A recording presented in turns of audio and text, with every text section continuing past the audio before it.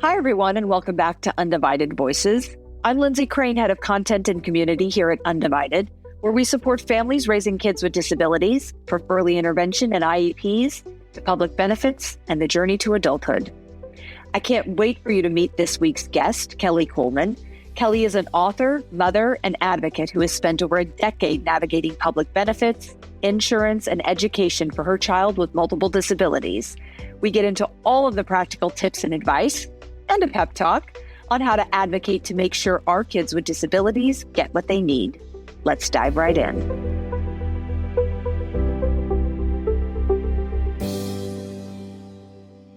I'm Lindsay Crane, and I head the content and community teams here at Undivided.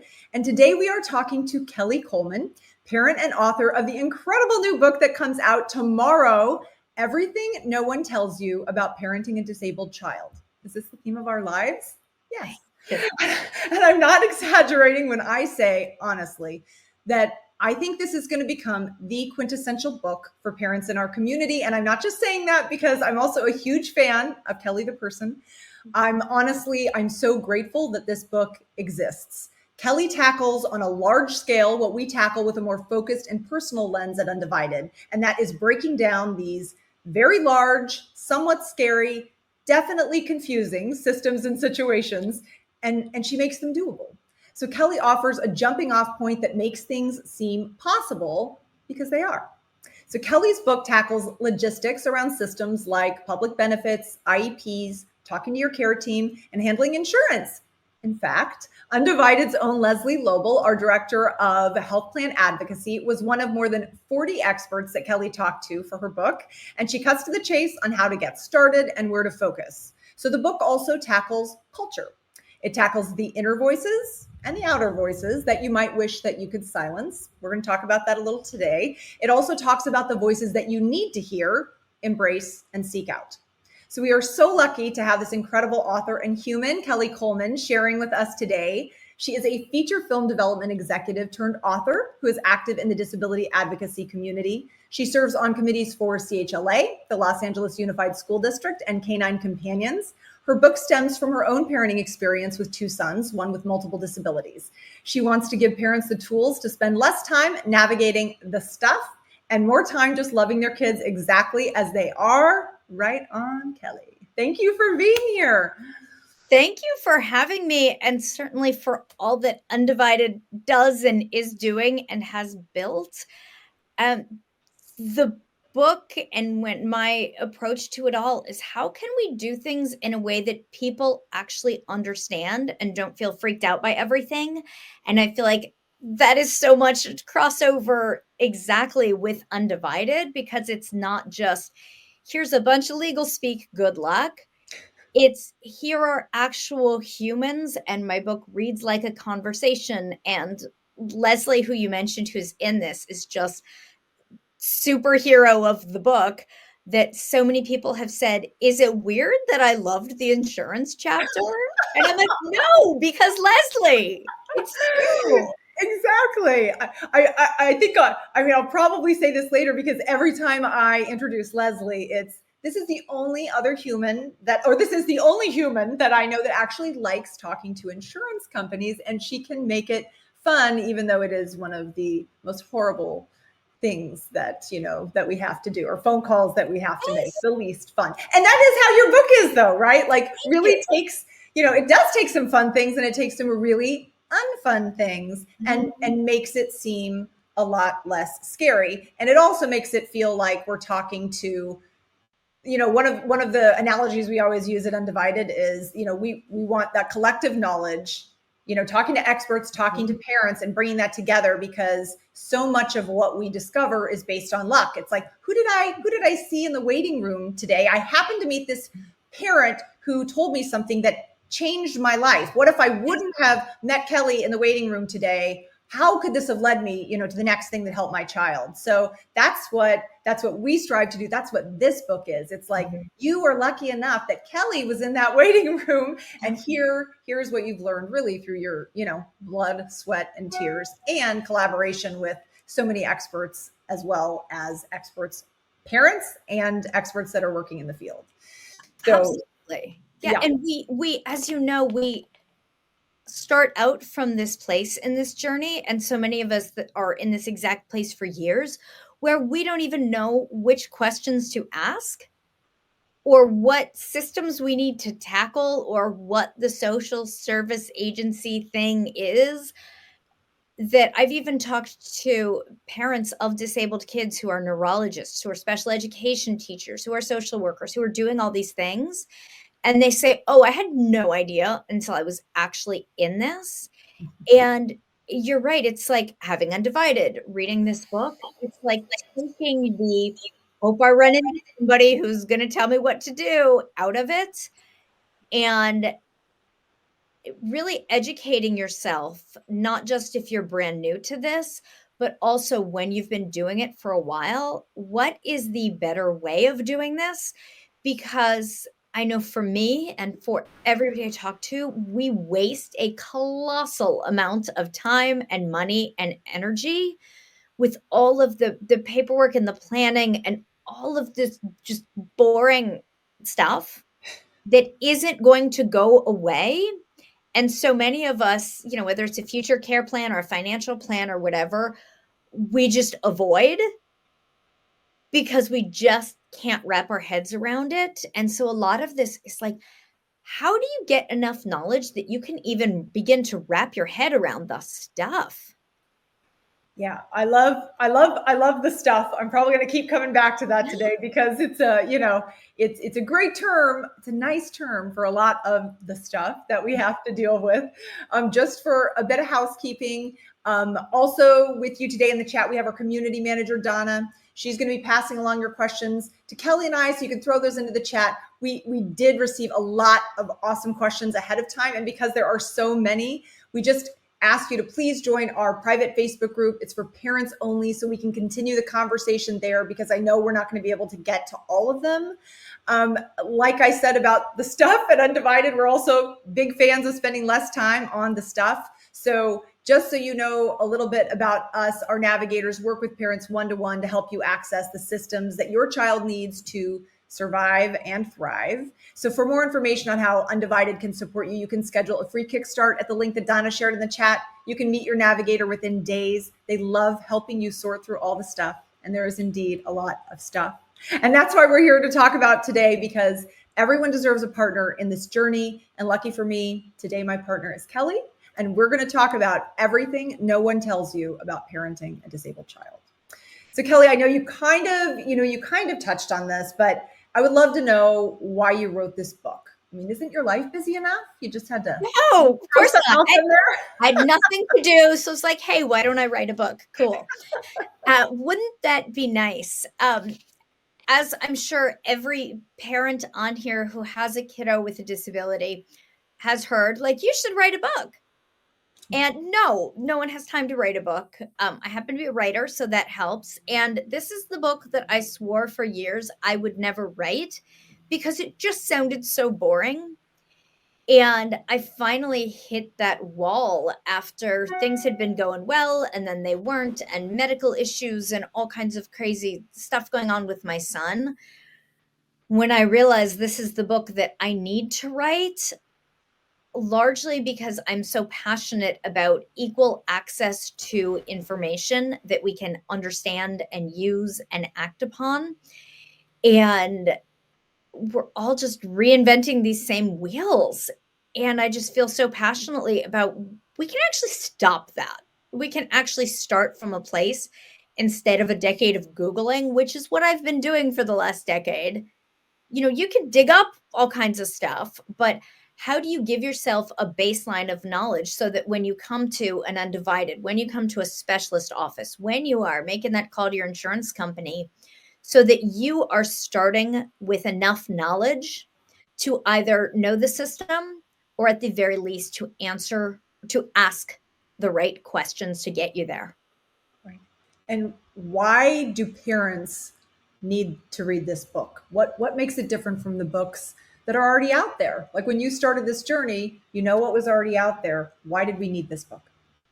There are so many great books out there that are memoirs that are so beautifully written of parent journeys along this path of disabled individuals who are telling their stories so wonderfully and articulately. There are some books out there written by lawyers and doctors of how to do the things in acronyms that I keep trying to open, and then I get intimidated and then I put away. This book weirdly doesn't exist yet, and it should. It's like, here are all the categories of things you need to figure out, and then here's the personal story, the basics. Each chapter has at least 2 interviews with experts, and the bullet points of here's what worked for me, questions to ask yourself, here's what to do now, and all of the templates for school visits or leaving a message for your doctor's office. It's all of this basic stuff. So the long answer to why do parents need this book is it doesn't exist yet. And it gives you the handbook for how to be a caregiver, because being a caregiver is a job in addition to parenting, for which there's no training. And for many of us, it is sudden and full-time and forever. And this book gives you that training. I have wasted so much time and money and energy. And if you're thinking like, oh, I'd really like to save those things, then there you go. Well, I can personally attest to the fact that when I started this journey, yes, there was not one book that I could go to that could give me any of that. Like you said, there's all these books that you can get a little bit here, a little bit there. I know a lot of books that people would tell me about were about grief, whereas my personality, and I'm not saying that there weren't moments of grief or sheer terror, but my personality is one that I also want to jump in. It isn't that I want to ignore that, but I also want to figure out, what do I need to do right now, because my daughter needs many things right now. So where do I go next? And this really, truly is the answer to that book that so many of us wish that we would have had. However, I also want to point out something that you said. It's not, I don't think it's just for new parents, but how would you respond to that? I have spoken with so many parents who've said, wait, my insurance plan covers that? And haven't been doing these things for years, or just figuring out, is there a better way to do the things that I've been doing? How can I set a better system into place? I still haven't done a future care plan. I have personally, but grand scheme, for those who haven't done a future care plan, all of this paperwork is endless. And if we can create a system and find a better way to do it, it may not be fun. It may not suddenly end, but to speak to, what you were saying, this feeling of just all of this stuff, there is so much that we can't control in this life.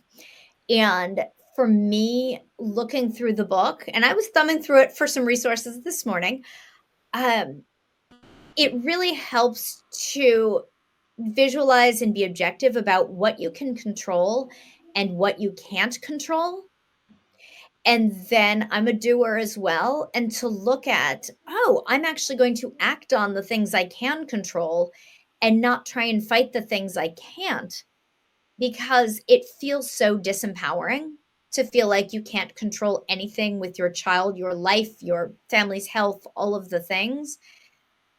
But you know what I can control is some of this boring stuff that actually gets my child the support they need, which in turn gets me the relief I need. And you know what? That is actually self-care. People say like, oh, go take a yoga class, go get a massage. For many of us, we need to check things off our list before we feel like we even have the mental capacity to go do those fancy things. That's me. I will say that's 100% me, right? I can't get into a space of being able to relax when my mind is spinning, right? And actually, I think it's a great point when you're talking about like the boring stuff, but that we absolutely need to support our families, to be able to support our children. Yeah. I would love to start off by talking about systems, the systems that our families rely on to keep our kids alive and healthy and thriving. They can also be the systems that feel like they're going to take us out. right? So at Undivided, we help families access the supports they need from essentially three main buckets: public benefits, education, and insurance. So I would love to start with your best quick fire advice for these three core systems that our children rely on, because everyone knows you can, summarize regional center in a sentence, right? So, but I would love sentences. there you go. Right? It's the screen It photo. is. It is. Yeah. So, what is your best advice for tackling public benefits? Public benefits are a massive thing to tackle. And I'll include our private insurance companies within that, because we're talking about this huge bucket of school, social services, insurance from wherever that is coming from. So start with, if you are feeling overwhelmed, yep, that's how you feel. Like, validate that. Know that I'm guessing most of your audience is California based, but even certainly state to state, even within California, what is happening in your school district or with your specific insurance plan or at your specific regional center, it varies from one to the next and sometimes can vary greatly. So you need to connect with people, whether that's other parents, advocates, lawyers. When you find people within the systems you can trust, hold on to that person and get information that is correct and specific to your area, because someone in a neighborhood 15 minutes away might have a different version of accessing these services. And if you are fighting for things that are not being offered or not available to you, that is a fight that you can't win. Great advice. And many parents, unfortunately, have to learn that the hard way and are shocked when they realize Yep. that, yeah, somebody living 5 minutes away absolutely has completely different access. Although, if you're around long enough in this game, it's actually, sadly, not a shock.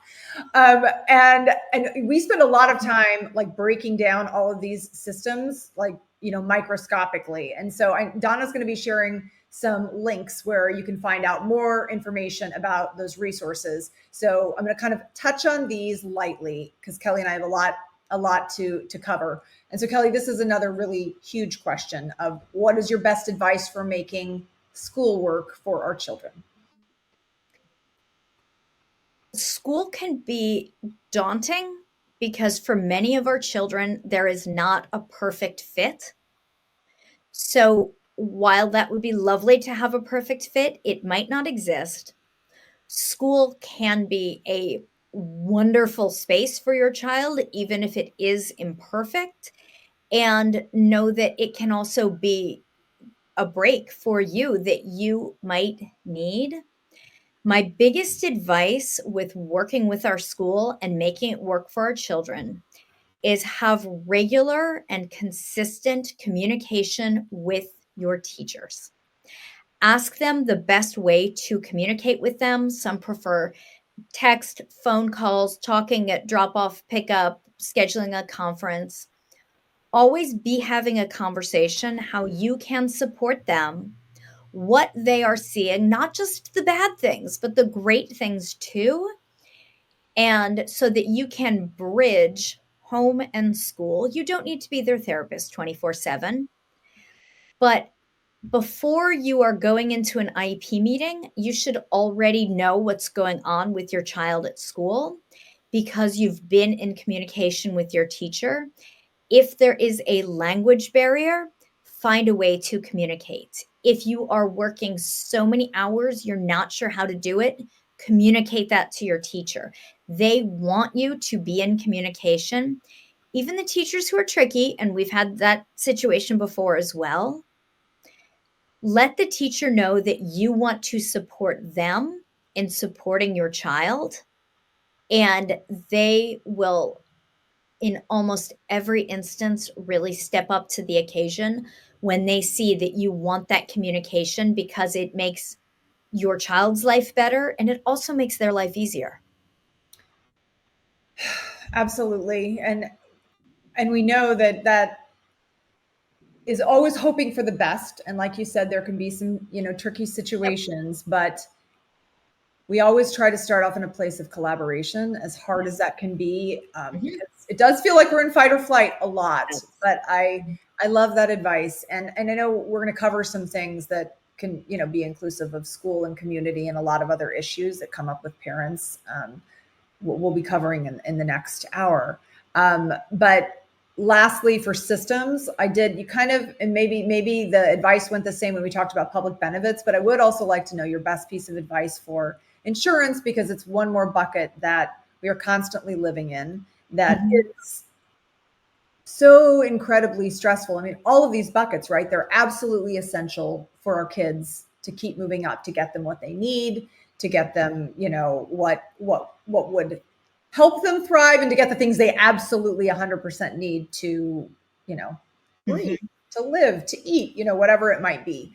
So we know that we already covered the fact that you had your expert advice included Undivided's Leslie Lobel. So we know you were getting fantastic advice. So what can you share about, I will say personally, one of the most dreaded parts of this for me on a personal level, but insurance.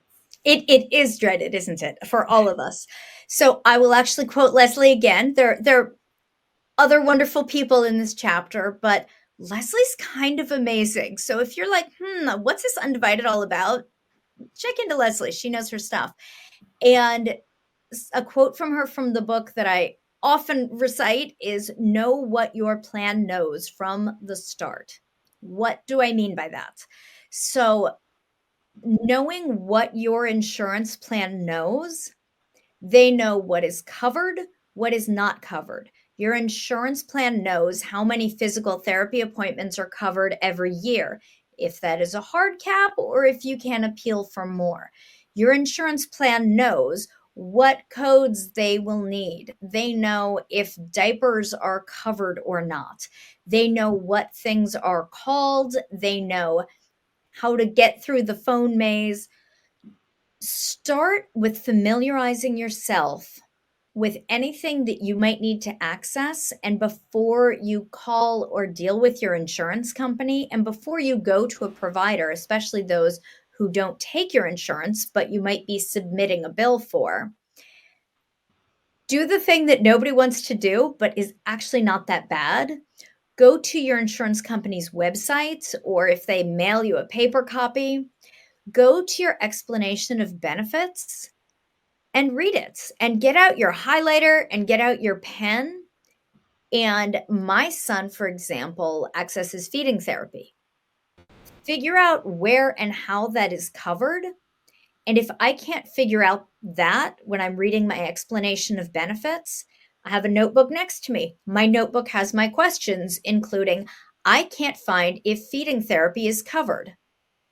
Where can I find that specifically? And whether it's a yes or a no. As I'm reading the explanation of benefits, I'm making a list of questions for myself. And even if it's, I can't find this, ask the person on the phone to specifically tell you which page, and you will scroll to that page and say, oh yeah, line 14, here we go. And that you can circle that, make a note of that, so that you know when it comes time to access these benefits, if it's covered, if you'll have to pay, if there's a deductible, if there's a copay, if you can only go to certain people. Read through and familiarize yourself to the extent that you are able before you pick up the phone to make the phone call. And I know this is going to sound wild, but it feels so different. And making that call is actually not dreadful when you start with, hi, I was just reading my explanation of benefits and I have some questions about coverage. Then you can sort of hear the person on the other line lighting on the forehead. Amazing. You can sort of hear the other person leaning forward and saying, oh, I'm happy to help you. What do you know? Mm-hmm. And doing that bit of detective work, is it going to be the most fun thing you do all week? I hope not. I hope you're doing something more fun. But it is so rewarding, and front loading a bit of work to make everything else easier is 10,000% worthwhile. Right. Well, that bit of advice can go for absolutely anything that we're talking about today. And everybody knows that feeling, and we can't always feel so prepared. But once you get into a routine with whatever you're doing, that organization, that prep work feels less, hopefully, feels less monumental, at least on the everyday.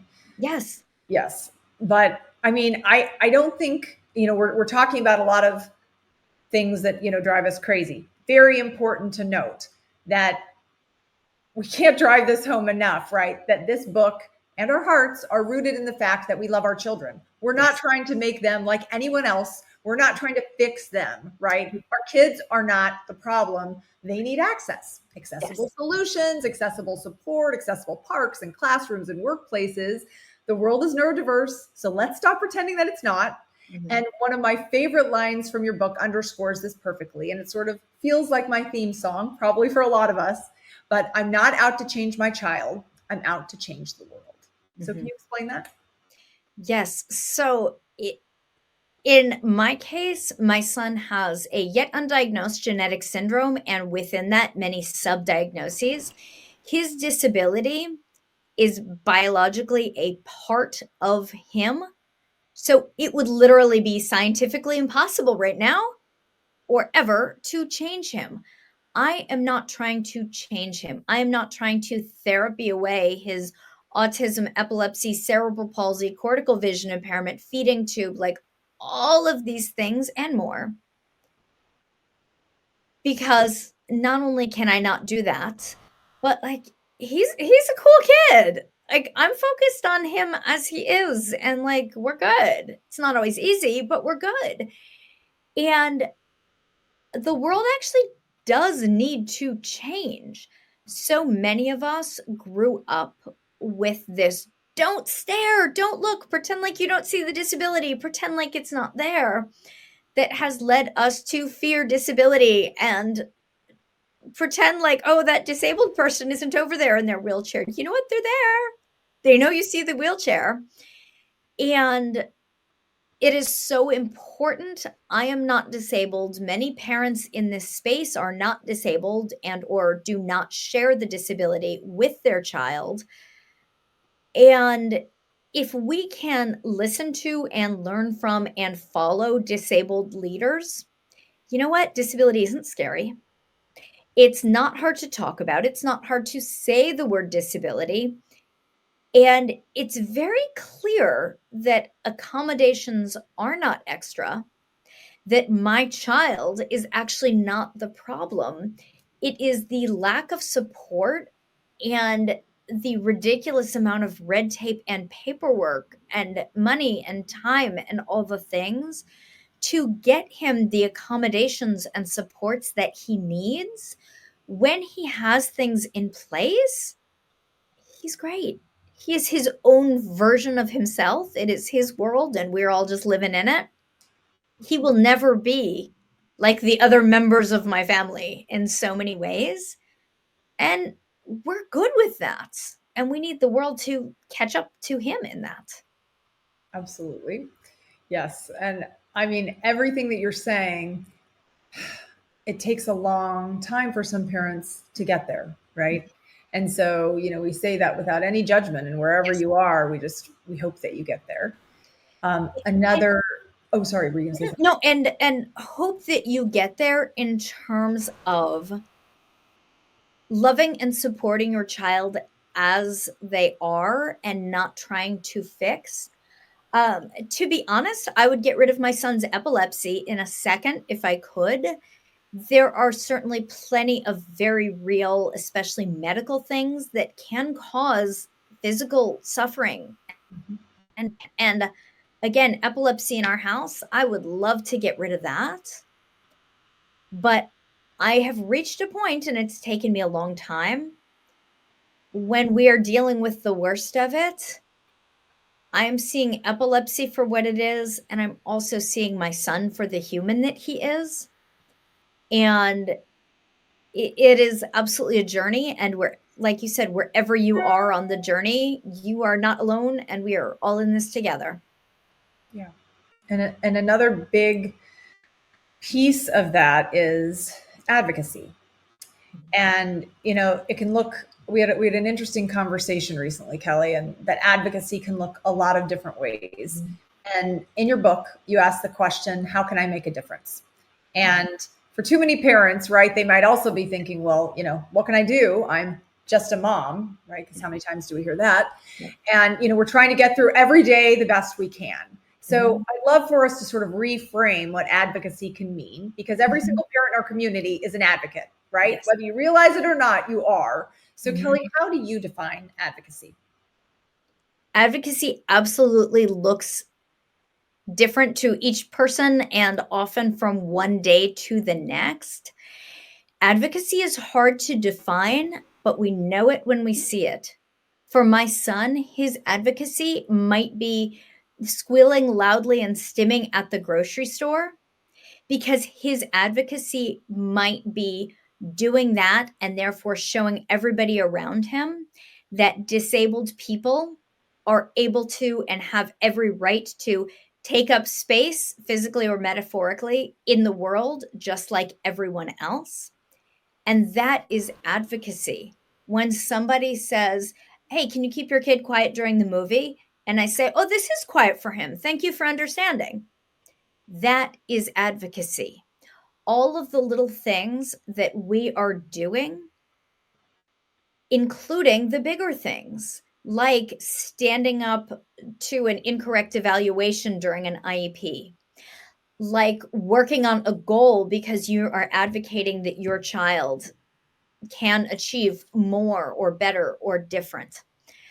It can be lobbying senators and getting bills passed. It can be listening to and following disabled leaders and supporting them when they are putting themselves out there getting the bills passed. Advocacy can look different day to day. For years, I certainly didn't have the energy to do the advocacy other than waking up and going through the motions and going to the grocery store when we can. It varies, and you absolutely can make a difference, whether it is not apologizing for your child when they're not doing anything wrong, whether that is sending an email that you want a bill passed about the timely translation of IEPs, or whether that is writing a book, starting an organization, going to a support group. It can look so many different ways. And we as parents are uniquely poised because it is coming from this position of love. I'm not necessarily doing this for myself, because that's easy to put by the wayside. When I'm doing it for my kid, wow, it feels urgent, because it is. And even if, I know there's parents that are uncomfortable with advocacy. So, I'm sure you have had a lot of parents say to you too, it's not innate for me. It's not in my personality, right? But we know there's no steps forward without us manually pushing or shoving it forward sometimes. Yes. In some circumstances. So what do you want to say to parents who are uncomfortable asking for things that people don't seem to want to give? It's hard, isn't it? It is. Yeah. And every single human will have a different comfort level for different things and in different situations. For me, it depends on how much sleep I've had, my level of comfort. When I've had a lot of sleep, I can move the mountains. When I haven't slept, not so much. Know that you will not regret standing up for your child. Know that there are ways to advocate for your child. We just had our annual IEP meeting on Friday, and we're in the middle of our regional center annual redo of all the things. I am very much in the thick of it. And I have learned a lot of the comfort comes from first educating yourself, being comfortable asking questions, and thinking about how you are most comfortable in that space. Some people are most comfortable coming in and putting their foot down. Other people are more comfortable asking questions to arrive at a place of understanding, and really think about what your goal is whenever possible before you enter into these interactions. For example, can you tell your IEP meeting or your IEP team, based on my child's goals, my child's needs, my child's right to a free and appropriate public education, which is what all children are entitled to under federal law. Based on these things, these are the outcomes that I am seeking from this meeting. And then the onus is on the team to say, oh, here's why we're not going to do that. That's advocacy, because you're saying, I'm educated enough to know what my child is entitled to. I'm not being unreasonable. Do your best to always be reasonable, even if you're angry, and we all get angry. But approach it from a place of, here's what we are looking for based on the facts, and then put the onus on someone else, rather than them saying, oh, we're not offering your child speech therapy this year, even though they're not able to speak. And then you find yourself floundering, be like, yes, you are. You have to. And they're like, no, we're good. Right? We've all been in those meetings. We've all been in those meetings, that's for sure. And just when you think you're going to have the answer to whatever they may say, sometimes a new creative one gets thrown right at you that you haven't heard. It does get creative sometimes. That is true. Yeah, it does. Yes. Well, I mean, I love everything you're saying about advocacy, obviously, and it does take some people to get comfortable with that. But absolutely, quickly you realize that there really isn't a choice. I also love that you touched on another form of advocacy in your book, and that's rooted in storytelling. And so you spoke to, disability rights activist and icon Judy Heumann, who you were able to. Yes, it's so exciting! I just knocked over my book. Oh, look, there you go. Well, yes, of course. Judy is with us, right? Still, fighting the good fight. But she told you during your interview that we need more people to tell their stories. So I don't think that she meant that everyone needs to write a book like you. Bravo if that is the case, right? But what did she mean, Kelley? How can that look? Why is this important? We need more people to tell their stories is so true, because what are the stories we are hearing? Are we hearing firsthand accounts of the parents, the caregivers, the children who become adults who are disabled themselves from the disabled parents who have been through this and have been through this at different levels? I was so fortunate to be able to interview Judy Heumann. I was able to sit down with her in person at her home. She invited me and I happened to be in town, so I said yes. And I spoke with her a number of times after that as well. Our stories are so important because we can learn from one another. Very often it becomes messy. It's always messy being a non-disabled person entering into this space by way of your children. And I spoke with her about the messiness of that and about how do we fully support our children as disabled individuals and not talk over and speak for them, which can be tricky, especially with complex communicators like my own son, and also not erase our own experience. So often as parent caregivers, we feel this need to be doing all the things for our child and to be waving the disability flag and to be staying up with them all night and then packing the lunches and then the universe revolving around them. And for most of us, that's not sustainable. And we need to find and share with each other, whether it's in conversation, whether we write a memoir or make a movie or whatever it is. What are the stories of the caregivers? Because we are a valid part of this life and this existence. And it also is an important part of the story.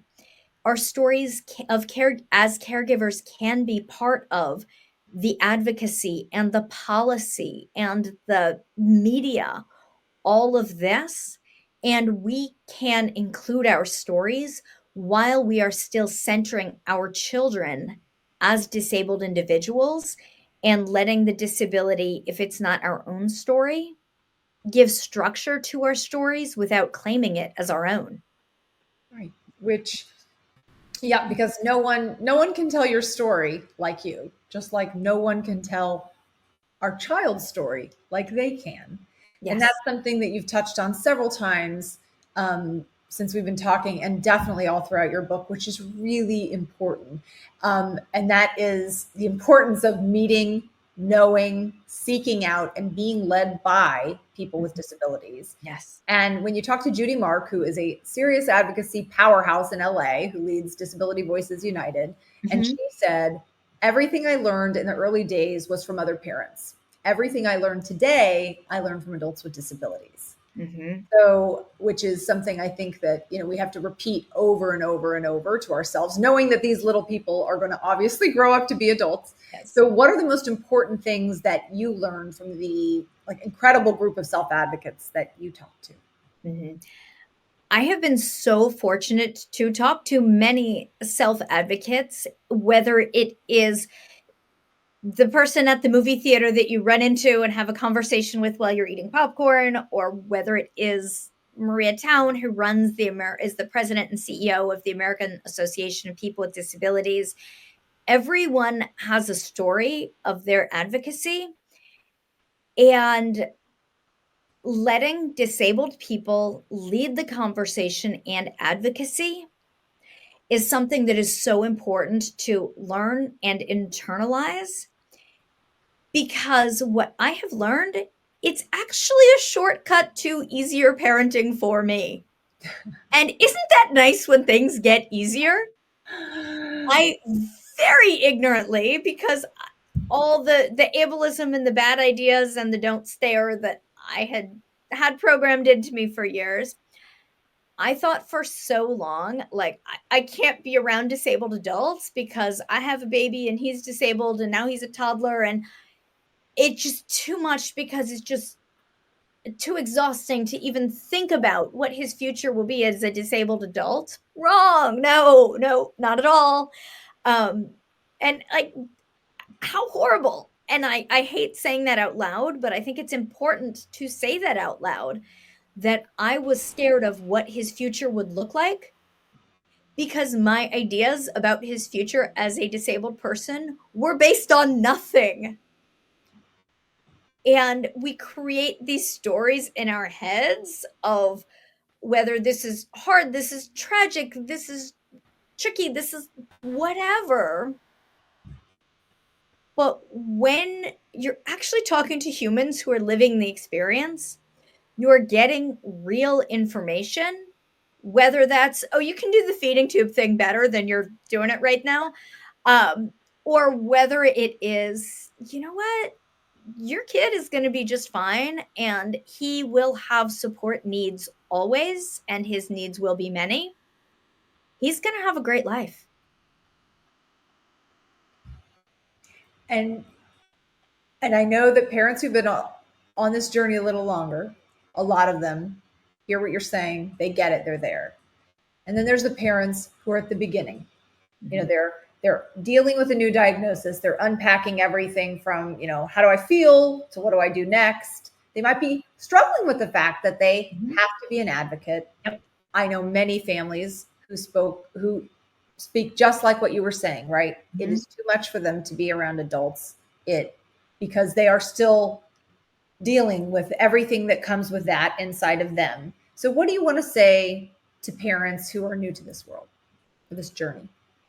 For parents who are new to this world, if you are feeling overwhelmed and inadequate and like, what is happening? Yep, we have all been there. Our son was an infant when we started on this journey, and we will be on this journey forever with a high level of support needs. There will always be days that are hard. That's never going to go away. Your days might be hard, they might be easy.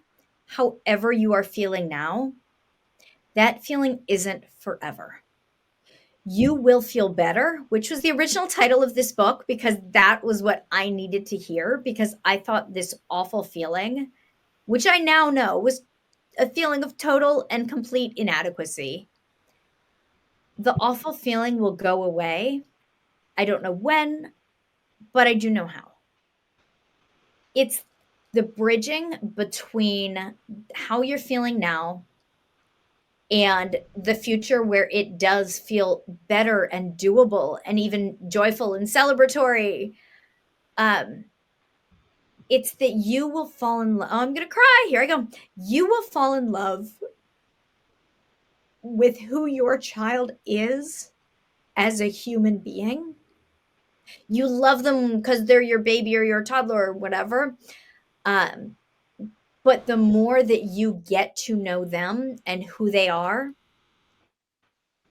that is the thing that pulls you out of this. Some people need to withdraw for a little bit when you can, connect with the community. Some people need to power through all of the paperwork. When you can, take a breath and find a better way to do it and to make this life sustainable. You'll get there. I love that. My daughter is 14, and sometimes to watch how she's growing, like anyone looks at their child, how they're growing up, I'm so astounded. And I wish I could say to myself, like back then, right? Like, your daughter is going to be kick-ass. So, there's definitely things that we have to be on top of. There's definitely like concerns that I'm going to have until my last breath, and fears. And that's about me being a mom. It's not about her. And I am so in love with the person that she is. And she is 14, that I want to hold her and I want to squeeze her. And I just want to tell her how great she is. And of course it's like, go on, get away from me. Like, that's enough, right? Is I want to hold her and cry and tell her how wonderful she is. Yeah. I am pushed away. Yes. And to acknowledge to all the parents, whether you're brand new to this or have been doing it for decades, we're not saying, and it gets easy. And this becomes awesome. I'm always suspicious of people who are like, this is the best thing ever. Really? IEP meetings are the best thing ever? There is a lot of this that you just have to smile and nod and know that this is a job. Caregiving is a real and often very time-consuming job. It is a different path, and you're doing yourself a disservice to not acknowledge the fullness of all that experience. It's okay to say when it's hard, and then that gives you even more leeway and freedom and enthusiasm to say, this is wonderful because of who my child is, because that's in there too. Absolutely. And kind of those inner voices that we've been sort of talking about in different ways. Doubt can really eat you up, right? Many of our parents swim in guilt or feelings of inadequacy, like you just said, Kelley. And every day can honestly, some part of your day can feel like David versus Goliath. And very rarely do the parents feel like Goliath. And so, let's talk about those inner voices, because for many of us, there's this persistent little sound that's saying, I'm not enough. Whether that's I can't do this, or I'm failing my child, or I'm not doing enough. So what do you say to those inner voices when we are trying so hard all the time and we still feel like I'm failing this? I wish that I could read a meme that says, hey, don't feel that way. And then it would actually sink in, and I'd be like, cool, I don't feel that way anymore. That was so easy. Wouldn't that be great? It is not as easy as saying, I am enough. Check that box. I'm good from now on. These feelings creep up when it is the least convenience, and when you're not sleeping, you're not eating well, and it's not as easy as like, oh, go have a salad and I'm good. Nope. All this is going to happen. We all know we shouldn't say these things. We all know we shouldn't feel these things. And it is constantly reminding yourself not to second guess yourself. And at the end of the day, instead of asking, which I've done way too many times, did I do enough? Say, did I do the best with the information that I had? There are certainly things I would go back and do differently now that I have different knowledge. But did I have this knowledge back then? Nope, sure didn't. Did I do the right thing with the knowledge I had? Yes. And when you are in the moment and you are making decisions, whether it's to maybe start a therapy, whether it's to stop a therapy, whether it's to choose one school over the other, I have like some weird lighting going on. To stop and say, what information do I need to feel good about this decision? And to make it objective when you can, so that it is not just coming from a place of emotion. And just think about, what do you need in order to make the decisions and in order to do the things? Are you going to have days where you feel like you're not enough? Sure. Should you? Nope. You're awesome. But we get it. We all feel that way. And the days when you don't feel that way, remind yourself it's going to happen, so that when it pops up, you're not surprised by it. And if Thursday morning you're like crying on the kitchen floor, you can say to yourself, I knew this was going to happen. And this is the result of 10,000 things. This is not a result of me not being enough. This is a result of the fact that dealing with regional center makes me cry on the floor. Right? Yes, be kind to yourself, right? We're not telling you need to go do yoga, but be kind to yourself. Yeah, if you want to go do yoga, do it up next to all the bendy 20-somethings who are going to brunch afterwards. Awesome. And if you want to just like go to your kitchen and cry, then you can do that too. Yeah, that, by the way, going to the kitchen and crying, like, that's self-care some days. And cool, do that. Well, another thing that I don't think is talked about nearly enough, definitely in this space, but it's something that you touch on frequently, and that's identity.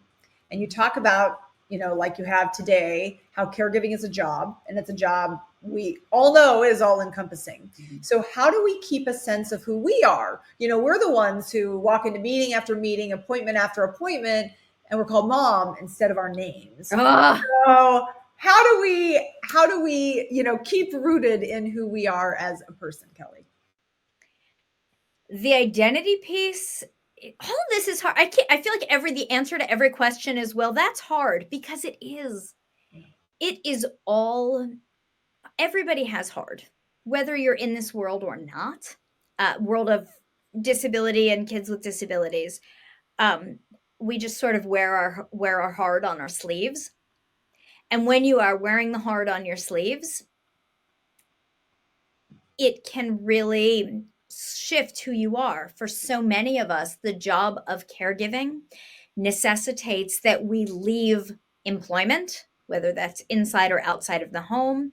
It necessitates, instead of just being a parent, you know what? Suddenly just being a parent isn't enough. It might not be the thing that is literally keeping your child alive. If I was just a parent to my child, he would not be alive right now. His medical needs far outpace the demands of standard parenting. To the extent that you are able, embrace the fact that caregiving is a job. It is one of your many identities. You can start to look at the caregiving experience as its own thing, and the stresses, the work, the paperwork, the tasks, the cognitive labor within all of that. You can really look at that as a part of you and who you are, even if, and especially if you never expected this. And then you can also look at, oh, there are these other parts of me. And when everybody says like, oh, take care of yourself first, put on the oxygen mask, you know what? When my kid is having a seizure, I'm not looking for the warm slippers to take the emergency room. I'm holding him while I'm on the phone with 911. We need to know that sometimes the caregiver identity is necessarily going to be the priority. When you have the quiet moments, when you have the down moments, remember to ask yourself, what is the identity that you want for yourself in addition to and outside of being a caregiver? You will find that it will be there. It will take different forms, but know that it is there. Yeah. There are days when it is really hard and you feel like you've kind of, and even if you take great pride in that identity, sometimes it can be overwhelming, right? Yes. Because it's a life that it's very, emotional, right? The emotional ups and downs. Like I said, you feel like you're always on the defensive. You're always, you're just in the light. You're bathed in I the am. light. You know what I'm going to do? We're live, people. Look what I'm going to do. I'm going to move the shade. There's Live TV, no, everybody. Whoa, now something weird. It's cool. it is like It's as long as like, there we go. there It's you go. There you dazzling. go. My lighting is Yeah. dazzling, everybody. Lean out of the light, Kelley. Lean Right? out of the light. No, we've seen poltergeist too many times in our house. Yes. Exactly. We're aging ourselves. So okay, I know I'm looking at the time. We're probably going to go a little over, but I want to hit on some of these important things at the end, even if it's briefly, because it's really important. One huge thing people with disabilities will tell you, they do not want to be an inspiration for essentially being alive and doing regular things. So yet the inspiration trope is one that, won't seem to go away. So Kelley, what do you say if someone sees you in the grocery store with your son and tells you you're a huge inspiration? First of all, I'm probably like wiping vomit out of my hair, and I'm like, "Who are you? Can I just like get the baby carrots and go home now?" Yeah. We get that. I have all kinds of quippy things in my head. The honest answer is sometimes I have the energy to address it. Sometimes I don't, and I just smile awkwardly, and I'm like, I'm gonna go get some eggs now. Bye. Do I feel like I'm an inspiration for just being a mom and taking care of my kid? No, I sure don't. Do I feel like my kid is an inspiration because he left the house in a disabled body just like he does every day? Nope. He is a 10-year-old boy. He wants to stare at airplanes and go to swim lessons and laugh at farts. Like, he's a 10-year-old kid. Like, he's not inspirational just because you saw his feeding tube. Awesome. Cool. When someone says something like that, and I know it's coming from a good place, I say things like, you know what? We are just living our lives. It's not always easy, but we have a lot of fun. And just reminding people, all we are doing is living our lives just like you are. If somebody says, wow, the way that you handled that challenge with the IEP is really inspiring. Cool, thanks, because that's me doing a thing. But me just like getting some salad, it's just life. And learning from disabled advocates and leaders, the degree to which they hear, you're an inspiration, you're a superhero, you're all these things, and they're just trying to go about life, really highlights how we view disability as something that is specifically undesirable. And therefore, if you are existing with a disability, you are inspiring because you've overcome this undesirable thing. It just feels yucky and it doesn't sit well. And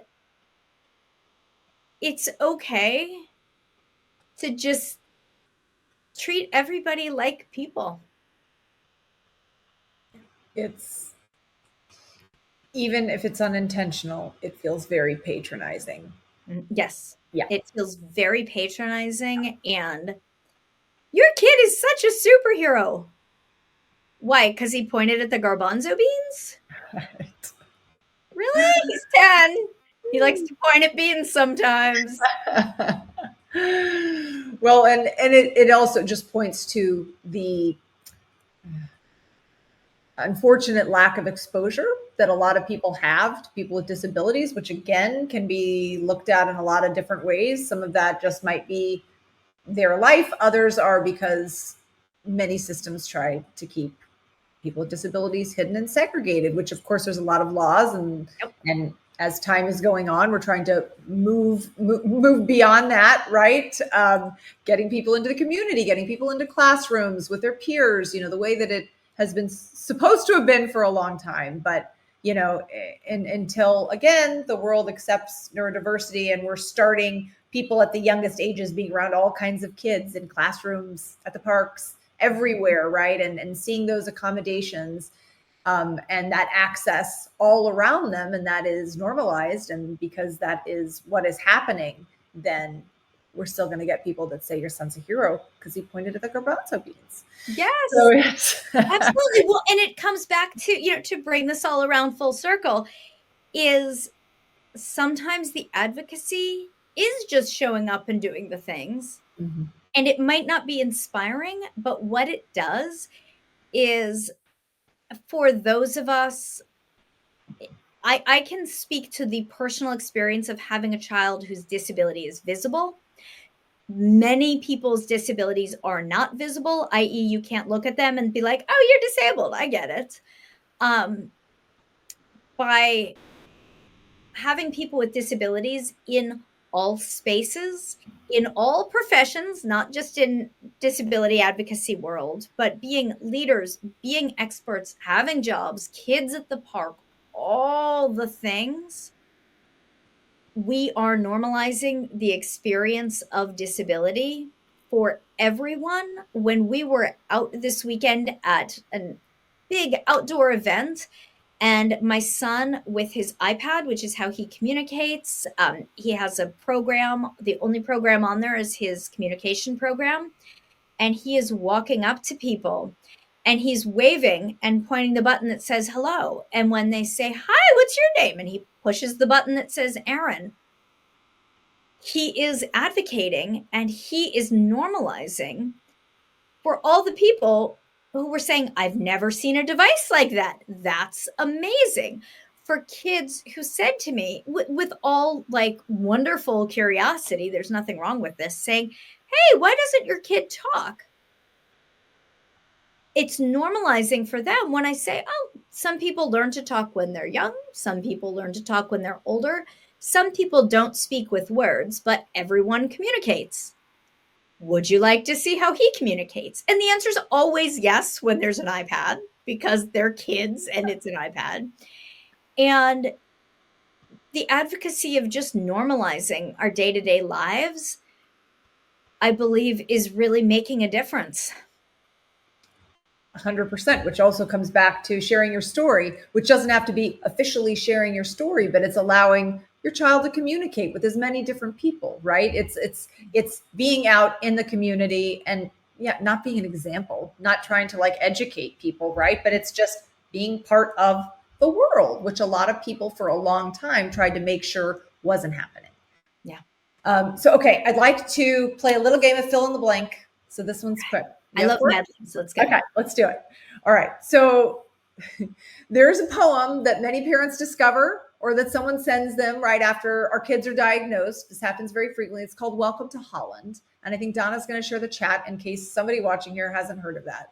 But when you first heard that poem, it made you feel, and I should say many parents have a very visceral reaction one way or another. So, but when you first heard that poem, Kelley, it made you feel different than I feel about it now. I was going to say, if you hear that poem today, you feel. When I first heard it, it felt like a relief. This is not just a fill in blank. It felt like a relief. Now that I hear it, it feels incomplete. I do not have a strong visceral reaction against it. It just feels very incomplete. I think it's important for people to hear that because so many people act like, here's your answer, right? Mm-hmm. Okay. There's no answers. Good luck, everybody. Exactly. Kelley's book has a little more answers than the poem. Yeah, actually, my book has all the answers. So exactly. There you go. Case closed. All right. When someone tells you the universe only gives you what you can handle, you say, really? When a teacher tells you your son should be in a class with his peers and you realize that only means other kids with disabilities, your reaction is, Who do you think his peers are? They're everybody. I feel most angry about my son when Feel angry about my son when people discount him. success as a parent looks like Celebrating and fostering your child for exactly who they are. failure is Constant. t-shirt. Fine. Acceptable. Tuesday. The hardest thing about raising my children is That there aren't enough hours in the day. the most incredible thing about raising my children is That there aren't enough hours in the day. inclusion means Including everyone. the last time I showered was Actually, today, I knew this was coming. It had been a minute. and the number of times I've had ice cream for lunch in the past week is Twice. there we go. This is a good week, You know right? what? It's like it's in the freezer, and you're like, well, I have to use it up because I have to clean out the freezer. And look, it's noon. Exactly. And now I want the raspberry sorbet that is waiting for me in the freezer, have to say. Yes. Okay. And may I quickly acknowledge some great chats in the comments? Yes. Equity and equality is a huge discussion. Let's have that on the Facebook group because I know we're running out of time. And why does Welcome to Holland feel incomplete? My quick answer to me on why it now feels incomplete to me is because it feels like I need to accept a great thing that is all great because Holland's awesome. Mhm. And it doesn't, to me, acknowledge the fullness of the experience that there is different and hard in here. For us, I'll certainly cite the medical pieces and some of the ableism that's been directed at my son. And I think for me, I need to acknowledge that there is beauty in Holland. Also, there's a lot of hard stuff in Holland. Right. And Yeah. it's all the things. It's not easy to watch your child suffer or be discriminated against, be left out, to have a seizure, the first seizure in the middle of an airplane ride while you're wondering if they're going to die, so there are things that are legitimately not Holland, right? That is, by the way, can we get shirts that just say not Holland? And those days mean just buy me coffee. Don't ask, don't look too hard, just buy me coffee. Exactly. Well, I want to end by, and thank you, Stephanie. Thank you for those really great questions. And I know Kelley and I would both love to finish that discussion with you because these are the things that people, unless you're getting it, like people don't get it, right? Yes. Can we be best friends with Stephanie? Because she has some not kid-friendly commentary that I love. Oh yeah, there you go, Stephanie. Okay, there's our second t-shirt right there. So I want to end by reading an excerpt from Rachel's letter. So she's one of your featured parents who wrote a letter to her younger self upon hearing her child's diagnoses. And these letters, by the way, are probably some of my favorite parts of your book. I want to hug and know and drink wine and spend time with all of the parents who wrote them. And it felt like just being with community. So Rachel wrote to herself, I want to walk backwards in time into that office and hold myself in my arms the way I would my daughter. I want to say to myself, cry, my love. Don't hold this in. It will poison you. Let your heart break.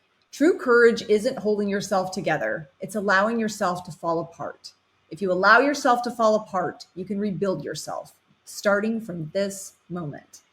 So Kelley, for any parent listening to this who needs to rebuild themselves, what do you want to say to them? I want to say I'm crying as you're reading that. Recording this audiobook was so hard because of these letters. I would have just, You are going to hit a hard bottom, maybe over and over and over. know that if you feel like you're in a bottomless pit, you might be in a pit. It is not bottomless. There will be so many people there.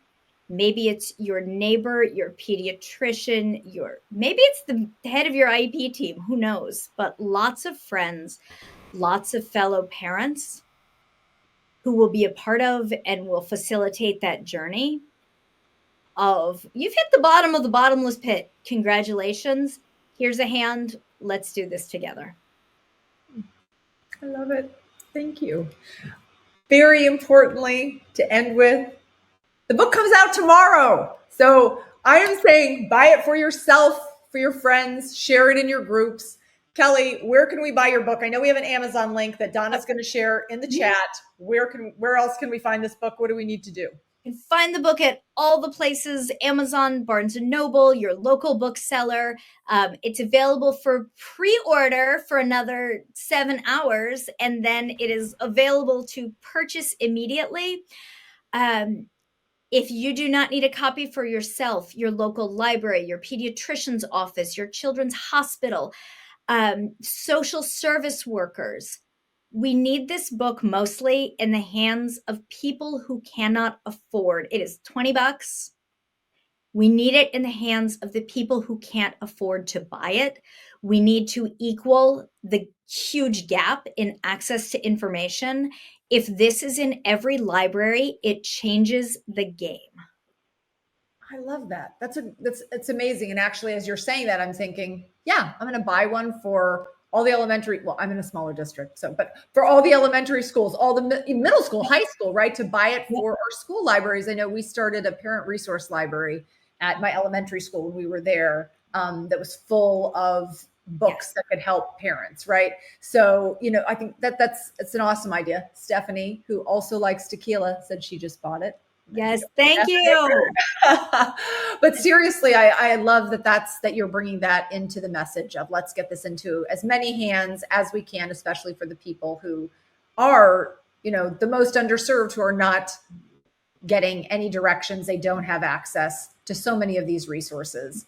That is my biggest goal with the book, is to equal the gap in access to information in a way that is understandable and we can use. All of our kids need equal accesses to all of the available services and supports. And if we are able to get there with our own kids, or even close, we need to help others get there as well. And we need this book in Spanish. I saw in the chat, I am working hard and lobbying for that. It needs to be in Spanish yesterday, and I am lobbying hard for that. Well, Kelley, thank you. I know we are over. Thank you, everyone, for sticking with us. Kelley, thank you so much for sharing your time, your wisdom, and your truth with us. You sat down and you put into words what so many of us wish that we had on day 2. And I say day 2 because day 1 might have been a bit of a train wreck, but day 2, bring it on, right? Yes. So this whole book comes back to what we discussed in the beginning and throughout today, which is, I'm not out to change my child. I'm out to change the world. Also want that on a t-shirt. And for every person that works with our children, like we said, who really discovers who they are, what they need, what they love, all of their possibilities, our circle widens, awareness grows, acceptance takes root. And when it doesn't, we head into action. So Kelley, you do such a beautiful job of breaking all of this down, guiding, not judging, and reminding us that our children lead the way. And again, just cannot say enough. It doesn't mean every moment is easy or fun. We're not glossing over the hard, because there's a lot of hard, but you constantly remind us that the world needs to catch up, despite the fact that every day we're told our kids need to. So frankly, no one told me that in the beginning. So your book is the message that I wish I would have had from the beginning. Thank you. That means everything. It's true. So as Kelley's book reminds us, time is a privilege. So do yourself a favor, support a book that the world needs to read. Again, not just those of us in the disability world, everyone. And that's it for this week's episode of Undivided Voices. A huge thank you to Kelley Coleman for joining me and sharing her insight, humor, and encouragement. I hope her story reminds you that you're not alone in this journey, and that advocating for your child is both possible and powerful. If you're looking for more support, don't forget about our free Kickstart with Undivided.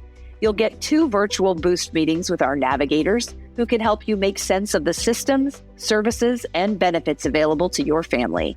Learn more and sign up at undivided.io.